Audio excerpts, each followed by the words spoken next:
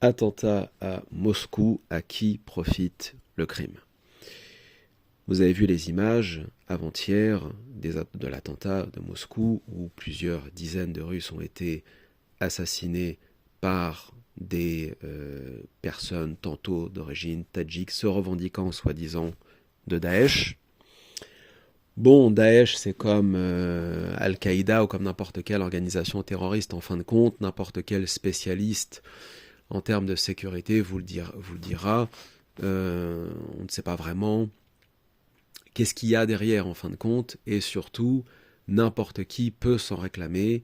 Ce n'est pas une entreprise avec un numéro de ciré, etc. Donc n'importe qui peut se revendiquer de Daesh ou de ce que vous voulez. C'est la base même du terrorisme, c'est voilà, la dissuasion, la dissimulation, etc. Donc ça ne veut absolument rien dire dans l'immédiat. Et je pense que c'est ça qui est important, déjà dans un premier temps, c'est le manque, disons, de sagesse des masses et des médias face à des événements qui sont dramatiques et effectivement, dont on peut comprendre à quel point les citoyens ont peur du terrorisme, et ils ont raison. Mais on doit prendre toujours un peu de recul et analyser, non pas à chaud, mais plutôt plus tard à froid, de manière à ne pas s'en mêler dans les faits, dans les informations. Pardon. Du coup, on a cet attentat. Très rapidement, vous avez ceux qui expliquent c'est Daesh, c'est l'islam, c'est les musulmans, c'est normal, nanani, les musulmans n'aiment pas l'Occident, et bon, bref. D'un autre côté, vous avez ceux qui s'empressent de dire c'est la CIA, c'est le Mossad. Et enfin, vous avez ceux qui vous disent non, c'est Poutine, c'est pour justifier son agression en Ukraine, et ainsi de suite. Bon, on va essayer de vérifier un peu ces théories très rapidement, tout en admettant que ce soit bien Daesh. Comme je l'ai dit en 2015, moi, ce qui m'intéresse dans la vie, ce n'est pas d'écouter des personnes qui sont forcément sur mon logiciel, mais d'écouter des personnes qui disent des choses intéressantes. L'analyse la plus pertinente que j'ai observée par rapport à Daesh en Syrie et en Irak, c'est celle de Xavier Rauffer, qui est criminologue, qui n'est pas des nôtres, qui est sioniste, etc. Enfin bref, même si je lui reconnais des qualités en tant qu'homme de droite et en tant que partisan de la fermeté. Son analyse, elle est très simple. Lui, il prend des éléments factuels, rationnels, il part pas dans tous les sens comme certains. Il remonte, comme il dit, la pelote de laine. Le fondateur, on va dire l'un des fondateurs de Daesh, Abu Mus'ab al-Zarqawi, se retrouve en Iran à un moment donné, après avoir fui l'invasion américaine en 2003 en Afghanistan. Et en Iran, c'est un fait, il est accueilli par les Pasdaran, ce qu'on appelle le corps des gardiens de la révolution islamique, lui et d'autres combattants d'Al-Qaïda à l'époque, dont l'un des mouftis d'Al-Qaïda qui est d'origine mauritanienne, dont j'ai oublié le nom, qui a d'ailleurs été interviewé après par Al Jazeera à plusieurs reprises pour expliquer que lui-même avait été en Iran, et qu'en Iran il avait été très bien accueilli par les services de sécurité iraniens, on le questionnait, il n'était pas obligé de répondre, et puis après, hop, on l'a renvoyé dans son pays. C'est quand même curieux, vous noterez, qu'une organisation terroriste sunnite, wahhabite, anti-chiite, soi-disant, soit accueillie avec joie, hein, c'est presque ça, dans l'antre du chiisme international, c'est-à-dire l'Iran. Ce n'est pas très logique. Bon. Et pourtant, c'est un fait. En 2020, c'est passé relativement inaperçu puisqu'on était en plein Covid, mais l'un des commandants canal historique d'Al-Qaïda de Ben Laden, hein, pas le Al-Qaïda de Zarqawi, etc., vivait à Téhéran et a été assassiné à Téhéran en pleine rue. Par qui? Bon, Mossad, CIA, peu importe, on s'en moque. Mais il vivait à Téhéran. Certains disent que le numéro 1 d'Al-Qaïda, de la section, on va dire, internationale, soi-disant, vit actuellement à Téhéran aussi. Enfin, il ne vit pas tout à fait à Téhéran, mais il vit en Iran. Quand Zarqawi est rentré en Irak, immédiatement il a créé son Al-Qaïda au pays du Levant, couchant, etc. Enfin bref, qui est devenu par la suite Daesh.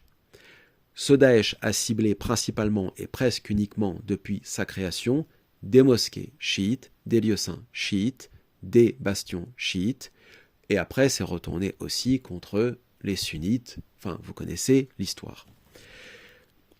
Tous les bastions chiites en question, mosquées comme la fameuse mosquée de Samarra, étaient constamment sous surveillance des services de sécurité iraniens, c'est-à-dire notamment la VEVAC et les autres.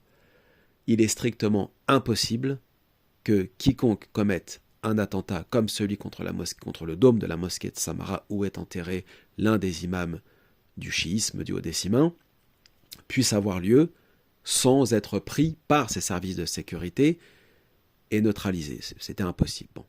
Pourtant, c'est arrivé. L'ancien ministre irakien sunnite Tariq al-Hashimi, qui vit en exil désormais, lui s'est entretenu à l'époque avec Soleimani et a bien expliqué, oui, effectivement, c'est nous qui avons fait péter le dôme de la mosquée de Samarra.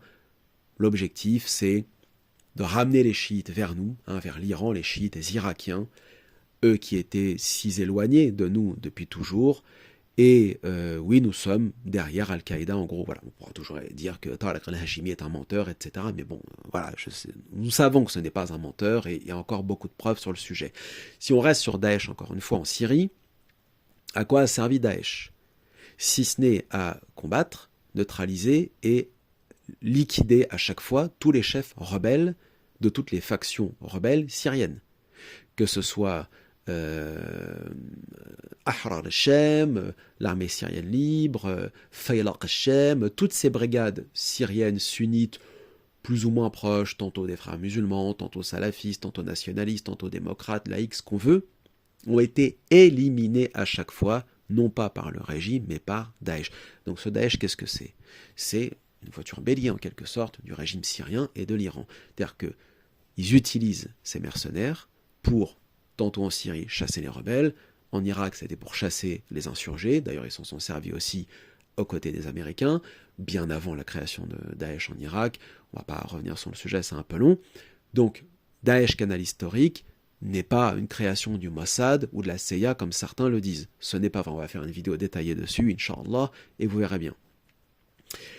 Il me reste 3 minutes. Il faut que je me dépêche. Donc, Daesh, tout en admettant que ce soit eux, est-ce que le Daesh là qui a frappé la Russie, c'est le Daesh canal historique, donc entre les mains des services syriens et iraniens, selon moi, Raouffer et les autres, parce qu'il n'y a pas que nous, ou est-ce que c'est juste une étiquette et il y a d'autres derrière. Alors les autres, c'est quoi ? Ceux qui disent CIA Mossad. C'est vrai que depuis quelques mois, on observe des tensions entre la Russie et Israël, même si initialement il n'y a pas de tension.